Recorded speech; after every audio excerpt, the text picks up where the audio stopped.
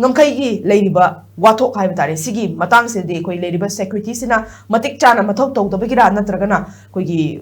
Jackson the Baga, Lay Lane, and Jackson the Batawa, wait and Labagira, Yamna, Hakchinda Low the Bagira, Habo Wangaduni, Masina, Maramoy Gadi, some Hakchinda Lowdana, some not Adum Lay Gadi, Tung the Tuglaka the Baitare, Masi, Asoy Bakayama, Kogi, Tungi Vision the Kake, Asoy Balaka, the Gab, Osaka Maita meaning in Santan. Loudriba border si Manipur ga title si 398 kilometer ko yamna sangba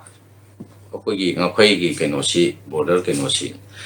matam sangna dagi open oina leiraga ngatana thammaga handak border keno si mamangi government pali matam dagi handak BJP na taba congress ki mamang dagi su masi khado khajin gi controversy se dum laga lakpani tawbudabu ngasai gi hailiba si masi khabagi keno sida kogi khwaidagi ngasai habigriba keno singsi illegal oiba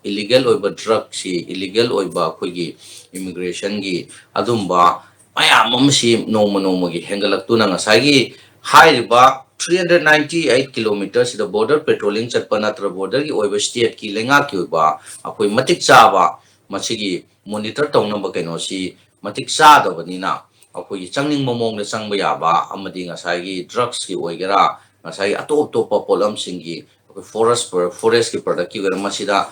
yamna illegal oiba mong da mass kai noina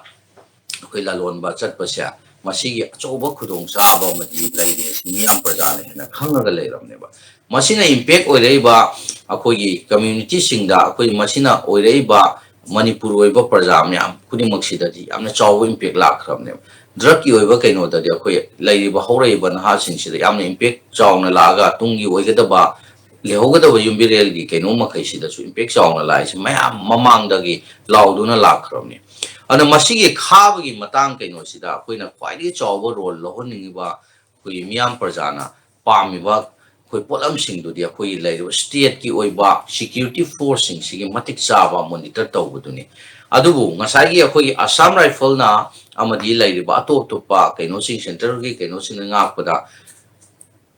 mapa ngaiba 398 ki kaino dugi marukta saruk khara khatang kilometer kun kunthra khatang dunari oiba yaba natabanina ngasai gi chatkadaba border gi ngakadaba thabak thoram singdo matik chana pangthorok tabagi mami duni ngasi akoi gi Manipur thengnariba khwaidagi achouba ngasi lan thuleiba amadi ngasai illegal immigrant singi achouba factor ama oye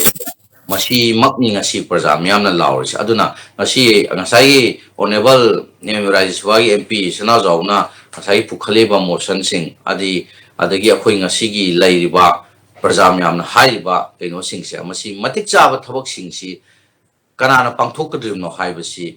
at the end of the day masi laktoriba pot singsi government na tawpham thokpa thabak singsi torokta batadi security concern oiba singsina matik chaba thabak torokta batadi praja myam da hena nongwi waba hingalakpa amadi ngasai gi